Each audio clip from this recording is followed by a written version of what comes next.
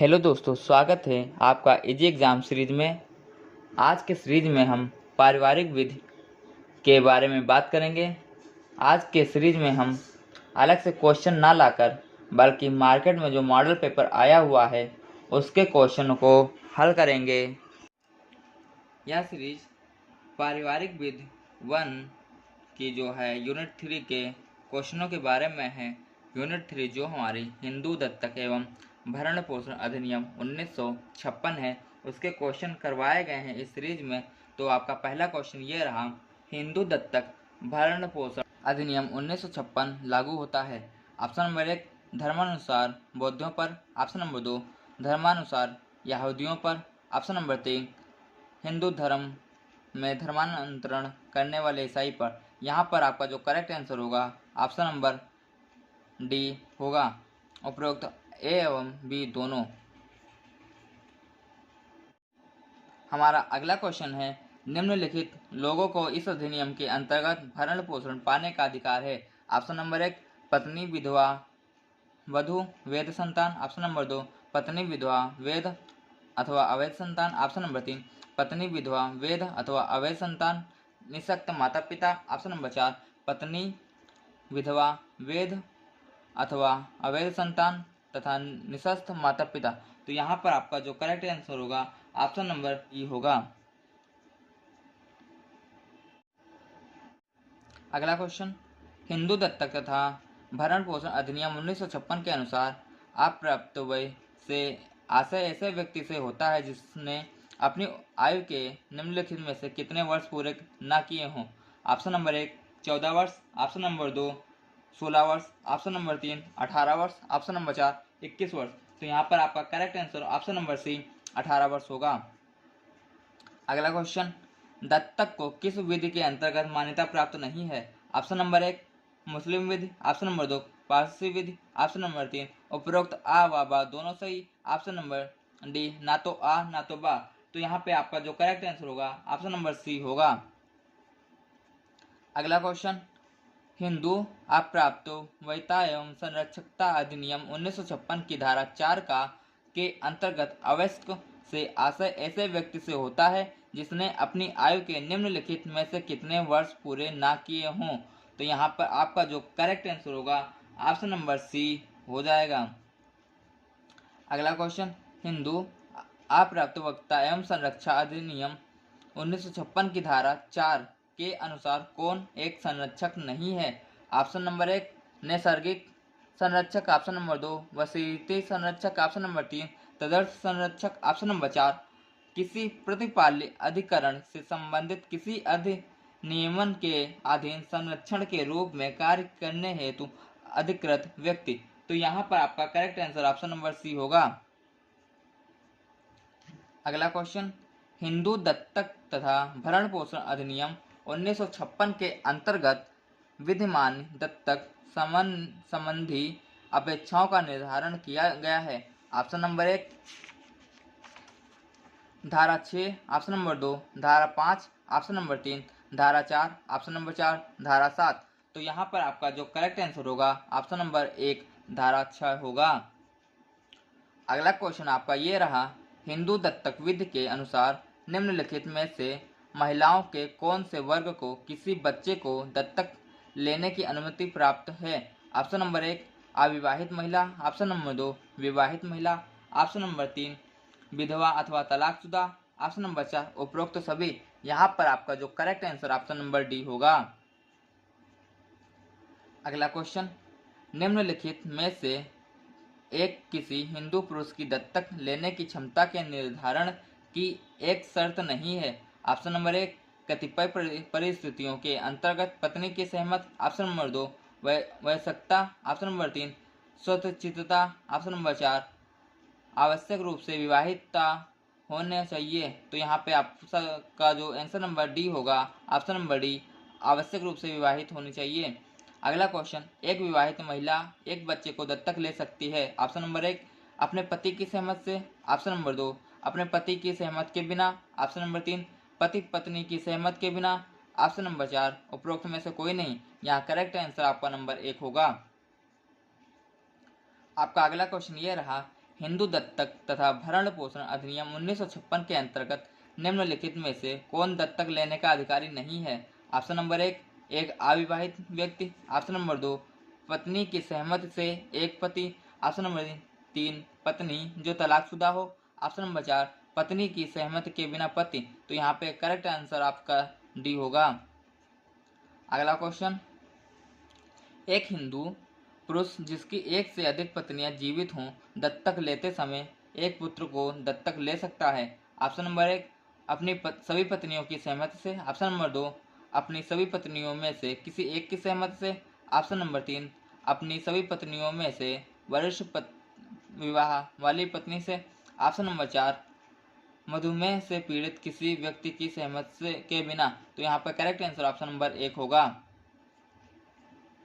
अगला क्वेश्चन, किसी हिंदू पिता को एक बच्चे को दत्तक दिए जाने में मां की सहमति की शर्त को अनावश्यक बनाया जा सकता है यदि उसे सक्षम अधिकारिता वाले किसी न्यायालय द्वारा विकृतिधित घोषित किया जा चुका हो। ऑप्शन नंबर 2, उसने अनिश्चित तौर पर तथा पूर्णतः संसार का परित्याग कर दिया हो।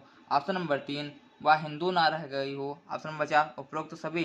तो यहाँ पे आपका करेक्ट आंसर उपरोक्त सभी होगा।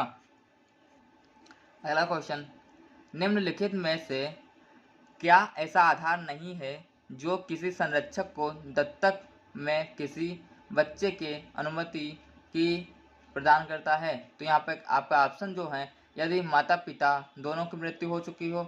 ऑप्शन नंबर 2, यदि पत्रकारों ने अंतिम तौर पर संसार का परित्याग कर दिया हो। ऑप्शन नंबर 4, यदि माता पिता निरक्षर हो। तो यहाँ पर correct answer option number C होगा। आपका अगला क्वेश्चन ये रहा,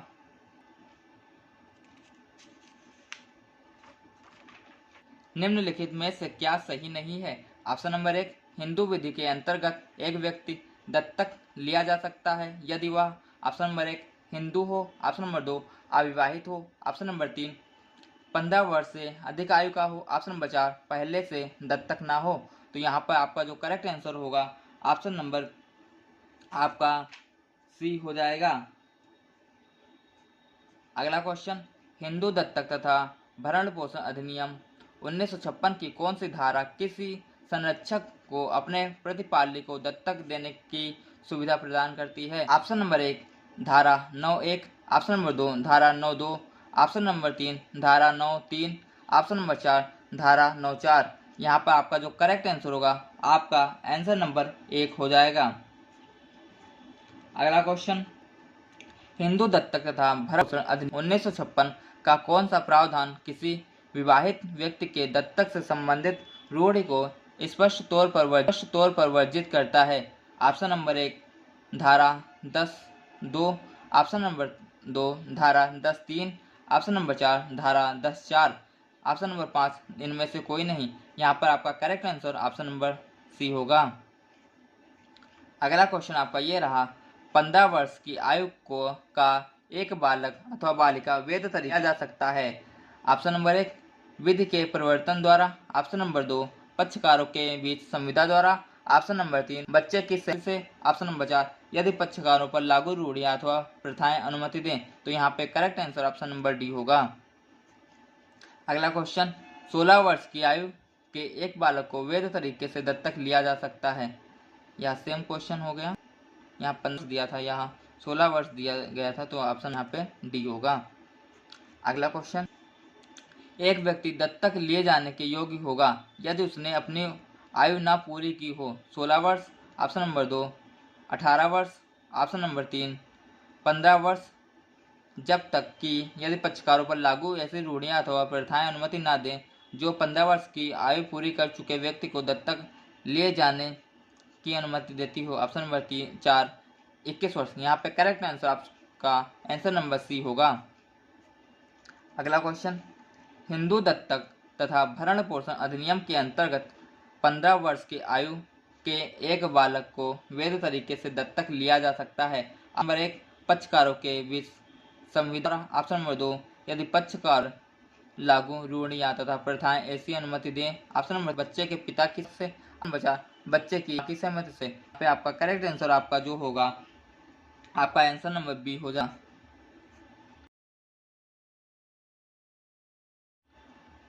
अगला क्वेश्चन आपका ये रहा,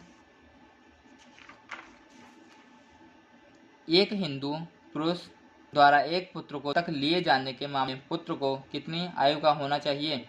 ऑप्शन नंबर 1 21 वर्ष से कम आयु का, ऑप्शन नंबर 2 18 वर्ष से कम आयु का, ऑप्शन नंबर 3 15 वर्ष से कम आयु का, ऑप्शन नंबर 4 9 वर्ष से कम आयु का। यहाँ पर करेक्ट आंसर आपका सी हो जाएगा। अगला क्वेश्चन आपका ये रहा, लिखित में को हिंदू विधि के अंतर्गत दत्तक पुत्र लेने में सक्षम होता है? ऑप्शन नंबर 1 जिसका कोई जीवित पुत्र न हो, ऑप्शन नंबर 2 जिसका नैसर्गिक रूप से जन्म एक पुत्र जीवित हो, ऑप्शन नंबर 3 जिसने पहले ही एक पुत्र दत्तक ले रखा हो, ऑप्शन नंबर 4 जिसका पुत्र बंटवारे के बाद उससे पृथक हो चुका हो। यहाँ पर करेक्ट आंसर आपका ऑप्शन नंबर 1 होगा। अगला क्वेश्चन, 28 वर्ष आयु का एक हिंदू पुरुष एक 13 वर्षीय बालिका को दत्तक लेता है। ऐसा दत्तक वैध है, शून्यकरणीय है, अवैध है, शून्य होगा। यहाँ पर करेक्ट आंसर आपका डी हो जाएगा। अगला क्वेश्चन, एक हिंदू महिला एक पुरुष बच्चे को दत्तक ले सकती है, किंतु उसे आयु में उस बच्चे से कम कितने वर्षों अधिक ज्येष्ठ होना चाहिए? ऑप्शन नंबर 1 12 वर्ष, ऑप्शन नंबर 2 14 वर्ष, ऑप्शन नंबर 3 18 वर्ष, ऑप्शन नंबर 4 21 वर्ष। यहाँ पर करेक्ट आंसर आपका डी होगा, 21 वर्ष। अगर जो आपके एज के बीच में 21 का डिफरेंस होगा तभी आप उसको ले सकते हैं, तभी आपका वो जो है लीगल दत्तक पुत्र माना जाएगा, वरना आपको वह पुत्र आपका है। ठीक है, यहाँ पर इसी का जो यहाँ पे ऑप्शन नंबर डी आया था, वरना यहाँ पर आपका ऑप्शन नंबर 1 आता वैध होता। अगर जो 28 वर्ष और 13 वर्ष के बीच का अगर जो गैप 21 होता तो यहाँ पर वैध हो जाता। अगर जो 21 वर्ष से आपकी आयु कम होगी, यहाँ पर मीन्स आपके बच्चे जो आप दत्तक पुत्र ले रहे हैं और जो आपकी आयु है उसके बीच की अगर जो एज 21 वर्ष से कम होगी तो वहाँ पे शून्य हो जाएगा। ठीक है, अगला क्वेश्चन, यदि 30 वर्षीय हिंदू पुरुष एक 15 वर्षीय बालिका को दत्तक लेता है तो यह दत्तक है, वही वाला कॉन्सेप्ट, वैध है, शून्य है, शून्यकरणीय है, अनियमित है। तो यहाँ पे करेक्ट आंसर आपका ये हो जाएगा, शून्यकरणीय हो जाएगा। ठीक है, अगला आपका जो क्वेश्चन होगा, एक हिंदू पुरुष एक बालिका को दत्तक लेना चाहता है, दोनों की आयु के बीच कितना अंतर होना चाहिए? ऑप्शन नंबर 1 न्यूनतम 21 वर्ष, ऑप्शन नंबर 2 न्यूनतम 15 वर्ष, ऑप्शन नंबर 3 न्यूनतम 24 वर्ष, ऑप्शन नंबर 4 उपरोक्त में से कोई नहीं। यहाँ करेक्ट आंसर आपका न्यूनतम 21 वर्ष होगा। अगला क्वेश्चन आपका ये रहा, जब किसी विरोधी लिंग के बच्चे को दत्तक लिया जाना प्रस्तावित हो तो दत्तक लेने वाले को आयु में कम से कम कितने वर्ष का ज्येष्ठ होना चाहिए? ऑप्शन नंबर 1 18 वर्ष, ऑप्शन नंबर 2 21 वर्ष, ऑप्शन नंबर 3 16 वर्ष, ऑप्शन नंबर 4 14 वर्ष। यहाँ पर आपका correct answer option number B होगा। अगला क्वेश्चन, एक विवाहित दत्तक ले सकता है? ऑप्शन नंबर 1 केवल अपनी पत्नी की सहमति से, ऑप्शन नंबर 2 केवल अपनी पत्नी की सहमति से जब वह उसके साथ रह रही हो, ऑप्शन नंबर 3 यदि उसके एक से अधिक पत्नियां हो तो सभी पत्नियों की सहमति से, ऑप्शन नंबर 4 यदि विवाह शून्य हो तो पत्नी की सहमति आवश्यक नहीं होती, ऑप्शन नंबर 5 शून्यकरणीय विवाह के मामले में पत्नी की सहमति आवश्यक होती है। तो यहाँ पर आपका करेक्ट आंसर ऑप्शन नंबर 1 हो जाएगा। यहाँ पर पहला, तीसरा, चौथा, पांचवा कथन सभी सही होंगे। अगला क्वेश्चन, वैध तरीके से लिया गया एक दत्तक इसके द्वारा किया जा सकता है? ऑप्शन नंबर 1 दत्ता की, ऑप्शन नंबर 2 नैसर्गिक माता पिता, ऑप्शन 3 उपरोक्त आ तथा बा दोनों, नंबर 4 ना बा। तो यहाँ करेक्ट आंसर आपका जो होगा ऑप्शन नंबर डी होगा। अगला क्वेश्चन, क्या हिंदू दत्तक तथा भरण पोषण अधिनियम 1956 के अंतर्गत एक वैध दत्तक को दत्तक ग्राही पिता अथवा माँ अथवा अन्य व्यक्ति द्वारा रद्द किया जा सकता है? ऑप्शन नंबर 1 हाँ, ऑप्शन नंबर 2 ना, ऑप्शन नंबर 3 मात्र दत्तक की माँ द्वारा, ऑप्शन नंबर 4 उपरोक्त में से कोई नहीं। यहाँ पे आपका जो करेक्ट आंसर होगा ऑप्शन नंबर डी होगा, बी होगा। अगला क्वेश्चन, हिंदू दत्तक तथा भरण पोषण अधिनियम 1956 के अंतर्गत किसी बच्चे को दत्तक लेने हेतु आवश्यक शर्त? ऑप्शन नंबर 1 लेन देन, ऑप्शन नंबर 2 दत्ता होमन, ऑप्शन नंबर 3 उपरोक्त अथवा दोनों, ऑप्शन नंबर उपरोक्त में कोई नहीं। यहाँ पे करेक्ट आंसर आपका जो ऑप्शन 1 होगा। अगला, जहाँ एक हिंदू जिसकी पत्नी जीवित हो एक बच्चे को दत्तक लेता है, वहाँ कथित माँ को क्या जाता है? बच्चे की नैसर्गिक माँ, ऑप्शन नंबर बच्ची दत्तक ग्राही माँ, ऑप्शन नंबर 3 बच्ची सोई माँ, आप बचा बादशाह में से एक। तो यहाँ पर आप करेक्ट आंसर होगा नंबर होगा। अगला क्वेश्चन, हिंदू दत्तक तथा भरण पोषण नियम के अंतर्गत एक पत्नी की भरण पोषण की अधिकार नहीं होता यदि वह अस्थि हो, नंबर 2 उसका हिंदू ना रह गया हो, ऑप्शन नंबर 3 वह किसी प्रतिश रोग से संचारित पर पीड़ित हो, ऑप्शन नंबर 4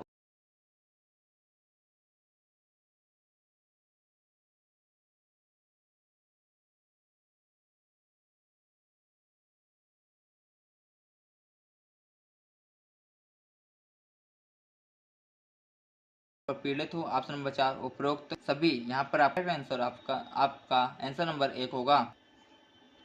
ये रहा, हिंदू पत्नी अपने पति की मृत्यु के बाद अपने ससुर से पोषण का दावा करने का अधिकारी विधि के अनुसार है। ऑप्शन नंबर 1 हिंदू उत्तराधिकार नियम 1956 की धारा 10, ऑप्शन नंबर 2 हिंदू विवाह अधिनियम 1955 की धारा 24, ऑप्शन नंबर 3 हिंदू अधिनियम 1925 धारा 25, ऑप्शन नंबर 4 हिंदू तक तथा भरण पोषण नियम 1955 की धारा। यहाँ पर करेक्ट आंसर नंबर होगा। अगला क्वेश्चन ये रहा, हिंदू विधि में एक ससुर अपनी बहू के पोषण हेतु बाध्य होता है।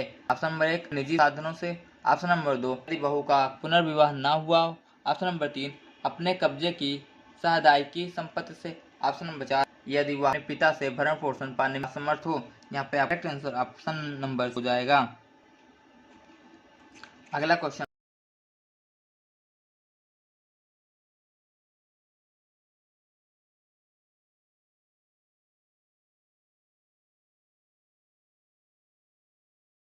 आपका ये रहा, इसी विधि के अनुसार एक हिंदू पत्नी अपने पति की मृत्यु के बाद अपने ससुर से भरण पोषण अथवा का दावा करने का अधिकारी होती है। ऑप्शन नंबर 1 हिंदू उत्तराधिकारी अधिनियम 1956 के तहत, ऑप्शन नंबर 2 हिंदू विवाह अधिनियम 1955 की धारा 24 के तहत, ऑप्शन नंबर 3 हिंदू विवाह अधिनियम 1955 की धारा 25 के तहत, ऑप्शन नंबर 4 हिंदू दत्तक तथा भरण पोषण अधिनियम 1956 की धारा 19 के तहत। यहाँ पर आपका करेक्ट आंसर आपका डी हो जाएगा।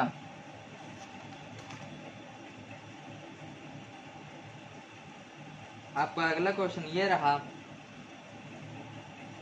अधिनियम की धारा 19 के अंतर्गत विधवा की बहू किससे भरण पोषण पाने की अधिकारी होगी? अपने पति की संपदा से, ऑप्शन नंबर 2 अपने ससुर की संपदा से, ऑप्शन नंबर 3 अपने माता पिता की संपदा से, ऑप्शन नंबर 4 अपने सास की संपदा से। यहाँ पर करेक्ट आंसर आपका जो होगा ऑप्शन नंबर सी होगा। अगला क्वेश्चन, हिंदू दत्तक तथा भरण पोषण अधिनियम 1956 की धारा 20 के अंतर्गत एक हिंदू अपने जीवन काल में किसका भरण पोषण करने हेतु बाध्य होता है? ऑप्शन नंबर 1 अपने वैध अथवा अवैध संतानों का, ऑप्शन नंबर 2 अपने बुजुर्ग अथवा निःशक्त माता पिता का, ऑप्शन नंबर 3 अपनी अविवाहिता पुत्री का, ऑप्शन नंबर 4 उपरोक्त सभी। यहाँ पर करेक्ट आंसर आपका जो है डी होगा। अगला क्वेश्चन, हिंदू दत्तक तथा भरण पोषण अधिनियम 1956 की निम्नलिखित में से किस धारा के अंतर्गत एक हिंदू अपने बुजुर्ग अथवा निःशक्त माता पिता के भरण पोषण हेतु बाध्य होता है? ऑप्शन नंबर 1 धारा 19, ऑप्शन नंबर 2 धारा 20, ऑप्शन नंबर 3 धारा 21, ऑप्शन नंबर 4 धारा 18। यहाँ पर आपका जो करेक्ट आंसर होगा ऑप्शन नंबर बी आपका होगा धारा 20। अगला क्वेश्चन आपका ये रहा, हिंदू दत्तक तथा भरण पोषण अधिनियम की धारा 20 के अंतर्गत एक अवैध अवयस्क संतान को अपनी आवश्यकता के दौरान किससे भरण पोषण पाने का अधिकार होता है? ऑप्शन नंबर 1 पिता, ऑप्शन नंबर 2 माता, ऑप्शन नंबर 3 पितामह, ऑप्शन नंबर 4 उपरोक्त आ तथा बा दोनों। यहाँ पर करेक्ट आंसर आपका डी होगा। अगला क्वेश्चन, किसी हिंदू की अवैध संतान के लिए भरण पोषण का प्रावधान हिंदू दत्तक तथा भरण पोषण अधिनियम की किस धारा से निहित है? यहाँ पर आपका जो करेक्ट आंसर होगा ऑप्शन नंबर 1 धारा 18, ऑप्शन नंबर 2 धारा 19, ऑप्शन नंबर 3 धारा 20, ऑप्शन नंबर 4 धारा 21। यहाँ पर जो करेक्ट आंसर आपका होगा धारा 20 होगा। अगला क्वेश्चन, हिंदू दत्तक तथा भरण पोषण अधिनियम की धारा 20 के अंतर्गत एक हिंदू निम्नलिखित में से किसके भरण पोषण के लिए बाध्य होता है? ऑप्शन नंबर 1 बुजुर्ग माता पिता, ऑप्शन नंबर 2 वैध संतान, ऑप्शन नंबर 3 अवैध संतान, ऑप्शन नंबर 4 उपरोक्त सभी। यहाँ पर करेक्ट आंसर आपका जो होगा उपरोक्त सभी होगा। अगला क्वेश्चन, हिंदू दत्तक तथा भरण पोषण अधिनियम 1956 की निम्नलिखित में से कौन सी धारा आश्रितों को परिभाषित करती है? ऑप्शन नंबर 1 धारा 24, ऑप्शन नंबर 2 धारा 23, ऑप्शन नंबर 3 धारा 22, ऑप्शन नंबर 4 धारा 21। यहाँ पर करेक्ट आंसर आपका ऑप्शन नंबर डी होगा।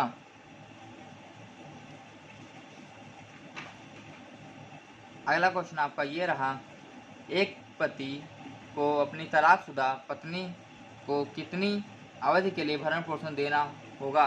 ऑप्शन नंबर 1 मृत्यु पर्यंत, ऑप्शन नंबर 2 3 वर्ष तक, ऑप्शन नंबर 3 जब तक वह पुनर्विवाह ना कर ले, ऑप्शन नंबर 4 10 वर्ष तक। तो यहाँ पर करेक्ट आंसर आपका सी होगा। अगला क्वेश्चन, हिंदू दत्तक तथा भरण पोषण अधिनियम 1956 की किस धारा के अंतर्गत एक आश्रित को अधिनियम के अधीन भरण पोषण का दावा मृतक की संपदा पर एक भार के रूप में सृजित किया जा सकता है? Option number 1 25, option number 2 26, option number 3 27, option number 4 28। यहाँ करेक्ट आंसर आपका 27 होगा।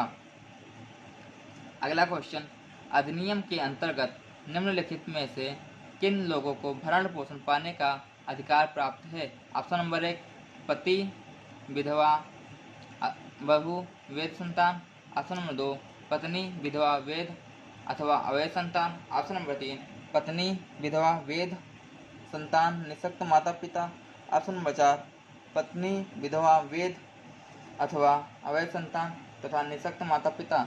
यहाँ करेक्ट आपका जो आंसर होगा आपका आंसर नंबर डी हो जाएगा। अगला क्वेश्चन आपका ये रहा, हिंदू अप्राप्त वरीयता एवं संरक्षा अधिनियम 1956 के अंतर्गत एक अवयस्क की अभिरक्षा सामान्यतः उसकी मां के पास रखी रहेगी जब तक उसकी आयु पूर्ण ना हो जाए। 5 वर्ष, 6 वर्ष, 2 वर्ष, 10 वर्ष। तो यहाँ पे करेक्ट आंसर आपका जो होगा 5 वर्ष होगा। एक हिंदू अप्रवृत्ता एवं संरक्षिता अधिनियम की धारा 4 के अनुसार निम्नलिखित में से कौन एक संरक्षक नहीं है? ऑप्शन नंबर 1 नैसर्गिक संरक्षक, ऑप्शन नंबर 2 वसीयती संरक्षक, ऑप्शन नंबर 3 तदर्थ संरक्षक, ऑप्शन नंबर 4 किसी प्रतिपाद्य अभिकरण से संबंधित किसी अधिनियमन के अधीन संरक्षक के रूप में करने हेतु अधिकृत व्यक्ति। यहाँ पर करेक्ट आंसर आपका सी हो जाएगा। अगला क्वेश्चन, एक विवाहित अवयस्क लड़की को नैसर्गिक संरक्षक कौन माना गया है? ऑप्शन नंबर 1 ससुर, ऑप्शन नंबर 2 माँ, ऑप्शन नंबर 3 पिता, ऑप्शन नंबर 4 पति। यहाँ पे करेक्ट आंसर पति होगा। अगला क्वेश्चन, हिंदू विधि के अंतर्गत अपने पुत्र के पिता की अनुपस्थिति में एक माँ अपने पुत्र की स्थावर संपत्ति को बेच देती है। वयस्कता प्राप्त होने पर वह आवश्यक पुत्र इस समव्यवहार को किस आधार पर चुनौती दे सकता है? ऑप्शन नंबर 1 न्यायालय से अनुमति न प्राप्त किए जाने के आधार पर, ऑप्शन नंबर 2 क्योंकि समव्यवहार उसके पिता द्वारा नहीं किया गया था, ऑप्शन नंबर 3 क्योंकि ऐसा व्यवहार भी समव्यवहार आवश्यक पुत्र के लिए नहीं किया जा सकता, ऑप्शन नंबर 4 किंतु वह असफल होगा क्योंकि समव्यवहार वैध है। तो यहाँ पे आपका correct answer option number A हो जाएगा। अगला क्वेश्चन, हिंदू अपर्याप्त वक्ता एवं संरक्षिता अधिनियम धारा 6 के अंतर्गत सामान्यतः कितनी आयु तक के बच्चों की अभिरक्षा उनकी मां के पास रहनी चाहिए? यहाँ पे 5 वर्ष हो जाएगा। एक अवयस्क हिंदू लड़के को नैसर्गिक संरक्षक होता या होती है? ऑप्शन नंबर 1 केवल माँ, ऑप्शन नंबर 2 केवल पिता, ऑप्शन नंबर 3 पितामह, ऑप्शन नंबर 4 पिता एवं माता दोनों। यहाँ पर करेक्ट आंसर आपका जो होगा ऑप्शन नंबर आपका बी हो जाएगा।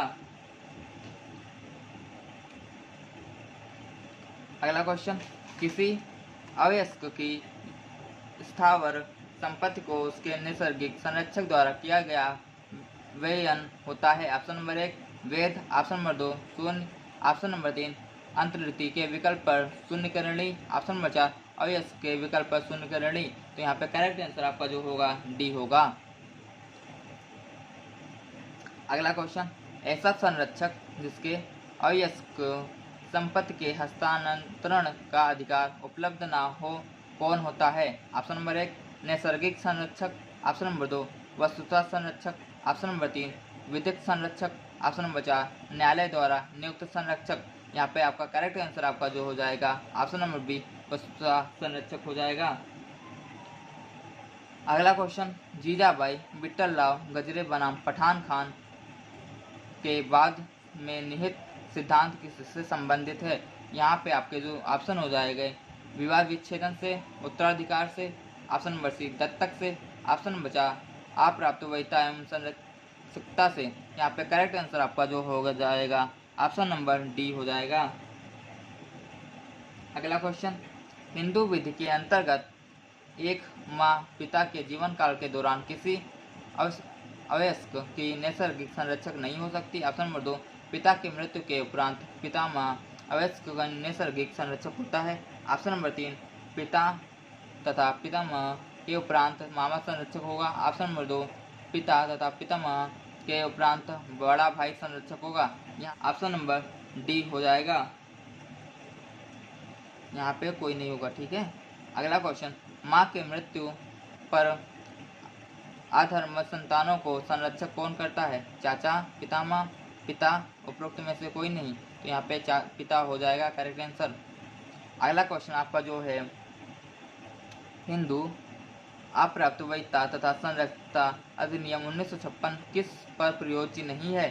ऑप्शन नंबर 1 अनुसूचित जनजाति पर जब तक वह केंद्र सरकार द्वारा अधिसूचित न किया गया हो। ऑप्शन नंबर 2 जैनियों पर। ऑप्शन नंबर 3 केंद्र शासित प्रदेश पांडुचेरी के रिनाव कैंटो पर। ऑप्शन नंबर डी उपरोक्त आ तथा सा दोनों। यहाँ पे आपका जो करेक्ट आंसर होगा ऑप्शन नंबर डी होगा। यहाँ यूनिट 4 के क्वेश्चन करवाए जाएंगे। यूनिट 4 आपका संयुक्त परिवार है। यह पारिवारिक विधि की जो पेपर होता है उसका एक चैप्टर है। अगला क्वेश्चन ये आपका है, पहला क्वेश्चन, परिवार शब्द अंग्रेजी शब्द फैमिली के हिंदी रूपांतरण है। फैमिली शब्द की उत्पत्ति लैटिन भाषा के किस शब्द से हुई है।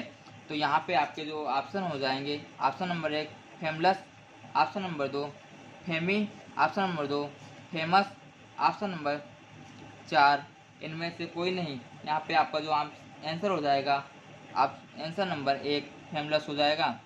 अगला क्वेश्चन, निम्नवत में से परिवार की प्रकृति के बारे में क्या सही है। ऑप्शन नंबर 1 परिवार एक संस्था है।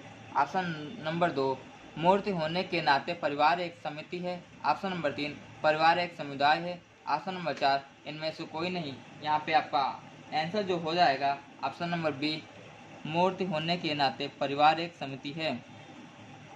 अगला क्वेश्चन, निम्न में से कौन सा कथन सत्य है। ऑप्शन नंबर 1 परिवार के सभी सदस्यों को परिस्थिति अर्जित होती है। ऑप्शन नंबर 2 परिवार के सदस्यों की कोई परिस्थिति नहीं होती। ऑप्शन नंबर 3 परिस्थिति या तो अर्जित या तो प्रदत्त होती है। ऑप्शन नंबर 4 उपयुक्त में से कोई नहीं। यहाँ पे आपके जो आंसर हो जाएंगे ऑप्शन नंबर सी हो जाएगा। अगला क्वेश्चन, जिस परिवार में व्यक्ति जन्म लेता है उसे क्या कहते हैं। ऑप्शन नंबर 1 शास्त्रीय परिवार। ऑप्शन नंबर 2 जन्म का परिवार। ऑप्शन नंबर 3 जनता का परिवार। ऑप्शन नंबर 4 उपयुक्त में से कोई नहीं। यहाँ पे आपका जो आंसर हो जाएगा आपका आंसर नंबर डी हो जाएगा। अगला आपका जो क्वेश्चन होगा, परिवार से हम संबंधों की यह व्यवस्था समझते हैं कि जो माता पिता और उसकी संतानों के मध्य पाई जाती है। यह कथन निम्नलिखित में से किस विद्वान ने कहा था।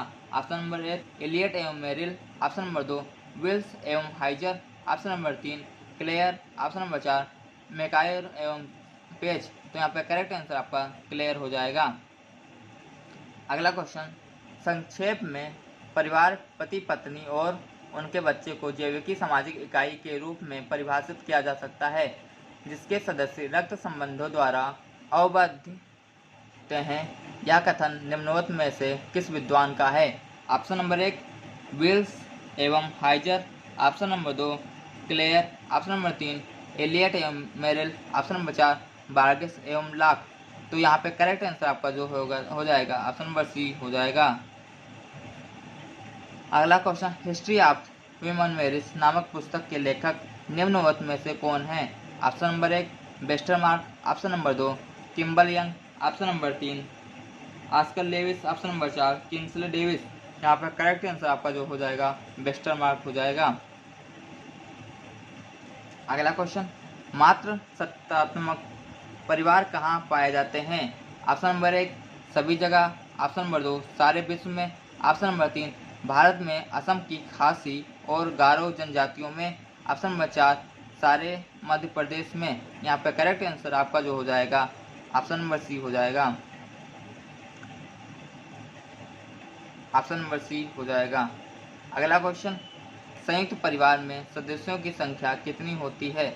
ऑप्शन नंबर 1 अधिक, ऑप्शन नंबर 2 बहुत कम, ऑप्शन नंबर 3 संदेह है, ऑप्शन नंबर 4 संयुक्त परिवार होता ही नहीं। यहाँ पे आपका जो करेक्ट आंसर होगा आपका ऑप्शन नंबर 1 हो जाएगा। अगला क्वेश्चन आपका ये रहा, संयुक्त परिवार की प्रकृति किस प्रकार की होती है? Option number 1 Samajwadi, option number 2 साम्यवादी, ऑप्शन नंबर 3 नाजवादी, ऑप्शन नंबर 4 पूंजीवादी। यहाँ पे आपका जो ऑप्शन करेक्ट हो जाएगा ऑप्शन नंबर 1 समाजवादी हो जाएगा। अगला क्वेश्चन, हिंदू दर्शन के अनुसार संयुक्त परिवार की संरचना में सर्वाधिक निम्न परिस्थिति किसकी मानी जाती है? ऑप्शन नंबर 1 कर्ता की पत्नी की, ऑप्शन नंबर 2 पुत्र वधू की, ऑप्शन नंबर 3 पुत्री की, ऑप्शन नंबर 4 विधवा स्त्री की। तो यहाँ पे करेक्ट आंसर आपका जो हो जाएगा ऑप्शन नंबर डी आपका विधवा स्त्री को हो जाएगा। अगला क्वेश्चन, सामाजिक संगठन की दृष्टि से संयुक्त परिवार किस प्रकार की संस्था है? ऑप्शन नंबर 1 राष्ट्रीय संस्था, ऑप्शन नंबर 2 विघटनकारी संस्था, ऑप्शन नंबर 3 कल्याणकारी संस्था, ऑप्शन नंबर 4 संदेह है। तो यहाँ पे आपका जो करेक्ट आंसर हो जाएगा ऑप्शन नंबर सी कल्याणकारी संस्था हो जाएगा। अगला क्वेश्चन, संयुक्त परिवार में जो भी संपत्ति होती है उस पर किसका अधिकार होता है? ऑप्शन नंबर 1 पिता का, ऑप्शन नंबर 2 माता का, ऑप्शन नंबर 3 संयुक्त रूप से सभी परिवार के सदस्यों का, ऑप्शन नंबर 4 बच्चों का।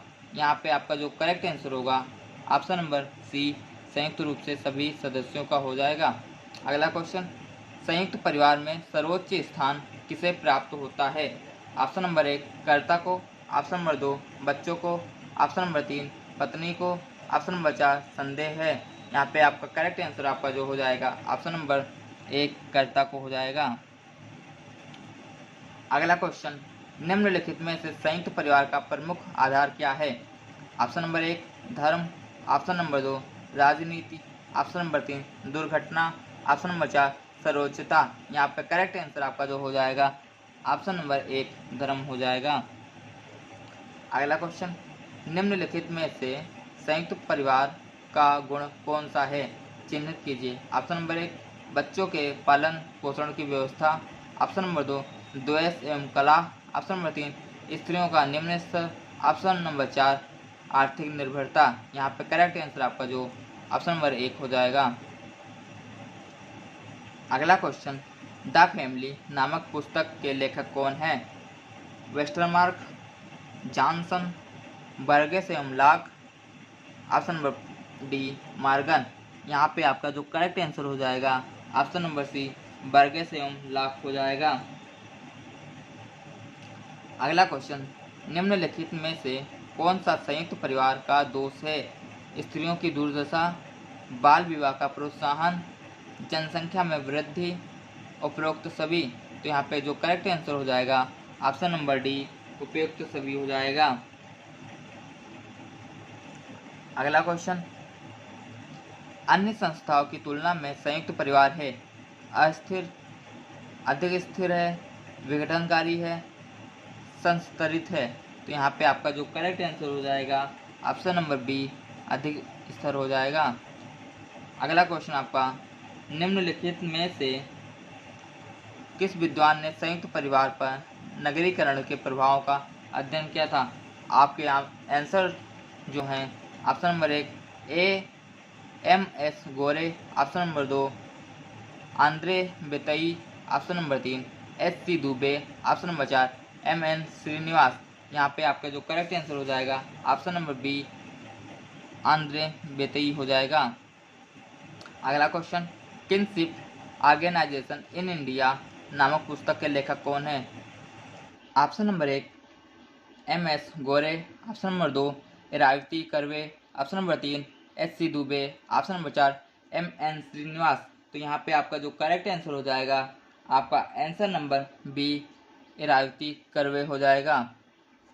अगला क्वेश्चन, सोशल डिसऑर्गेनाइजेशन नामक पुस्तक के लेखक कौन है? ऑप्शन नंबर 1 मिकाइवर एवं पेज, ऑप्शन नंबर 2 इलियट एवं मेरिल, ऑप्शन नंबर 3 गिलेन एवं गिलेन, ऑप्शन नंबर 4 इनमें से कोई नहीं। यहाँ पे आपका जो करेक्ट आंसर हो जाएगा ऑप्शन नंबर बी, इलियट एवं मेरिल हो जाएगा। अगला क्वेश्चन, प्रिमिटिव सोसाइटी नामक पुस्तक के लेखक कौन है? ऑप्शन नंबर 1 मिकाइवर एवं पेज, ऑप्शन नंबर 2 इलियट एवं मेरिल, ऑप्शन नंबर 3 गिलेन एवं गिलेन, ऑप्शन नंबर 4 लावी। तो यहाँ पे आपका जो करेक्ट आंसर हो जाएगा ऑप्शन नंबर डी, लावी हो जाएगा। अगला question, family in India a perspective नामक पुस्तक के लेखक कौन हैं? Option number 1 Ramkrishna Mukherjee, option number 2 Leela Dube, option number 3 M S. Gore, option number 4 I P. Desai. तो यहाँ पे करेक्ट आंसर आपका रामकृष्ण मुखर्जी हो जाएगा। अगला क्वेश्चन, सोशियोलॉजी ऑफ किनशिप नामक पुस्तक के लेखक कौन है? Option number 1 Ramkrishna Mukherjee, option number 2 Leela Dube, option number 3 M S. Gore, option number 4 I P. Desai. यहाँ पे आपका जो करेक्ट आंसर हो जाएगा option number B, Leela Dube हो जाएगा। अगला question, urbanization and family change in India नामक पुस्तक के लेखक कौन है? Option number 1 Ramkrishna Mukherjee, option number 2 Leela Dube, option number 3 M S. Gore, option number 4 I P. Desai. यहाँ पे करेक्ट आंसर आपका एम.एस. गोरे हो जाएगा। अगला question, some aspects of family in Mahuwa नामक पुस्तक के लेखक कौन है? Option number 1 Ramkrishna Mukherjee, option number 2 Leela Dube, option number 3 M S. Gore, option number 4 I P. Desai. तो यहाँ पे करेक्ट आंसर आपका जो हो जाएगा ऑप्शन नंबर डी हो जाएगा। अगला question, Hindu family in its Aryan setting नामक पुस्तक के लेखक कौन है? Option number 1 E.A. Ross, option number 2 P.H. Prabhu, option number 3 N.S. गोरे, ऑप्शन नंबर 4 आई.पी. देसाई। यहाँ पे करेक्ट आंसर आपका जो हो जाएगा E.A. रास हो जाएगा। अगला क्वेश्चन, हिंदू सोशल ऑर्गेनाइजेशन नामक पुस्तक के लेखक कौन है? तो ऑप्शन नंबर 1 E.A. रास, option number 2 P.H. Prabhu, option number 3 M.S. गोरे, ऑप्शन नंबर 4 आई.पी. देसाई। यहाँ पर करेक्ट आंसर आपका P.H. प्रभु हो जाएगा। अगला क्वेश्चन ये हो जाएगा। अगला क्वेश्चन, हिंदू किनशिप नामक पुस्तक के लेखक कौन है? K.M. Kapadia, option number 2 P.H. Prabhu, option number 3 M.S. गोरे, ऑप्शन नंबर 4 आई.पी. देसाई। यहाँ पे आपका करेक्ट आंसर K.M. कपाडिया हो जाएगा। अगला क्वेश्चन, द मदर नामक पुस्तक के लेखक कौन है? हेनरी मॉर्गन, बिफ्राल्ट बर्न। तो यहाँ पे आपका ऑप्शन जो हो जाएगा बिफ्राल्ट सही हो जाएगा। अगला question, the family and democratic society नामक पुस्तक के लेखक कौन है? यहाँ पे आपके जो ऑप्शन होंगे option number 1 Folsom, option number 2 Morgan, option 3 Briffault, option number 4 Ogburn. यहाँ पे करेक्ट आंसर आपको जो हो जाएगा फोल्सम हो जाएगा। अगला question, regional differences in family structure in India नामक पुस्तक के लेखक कौन हैं? Option number 1 Folsom, option number 2 Kolenda, option number 3 Briffault, option number 4 Ogburn. तो यहाँ पे करेक्ट आंसर आपका जो हो जाएगा ऑप्शन नंबर बी कोलांडा आएगा। अगर आपको ये सीरीज़ अच्छी लगी हो तो मिलते हैं क्वेश्चन की अगली सीरीज़ में। तब तक के लिए टेक केयर, और अगर जो अच्छा लगा हो तो प्लीज़ सब्सक्राइब और शेयर कीजिएगा।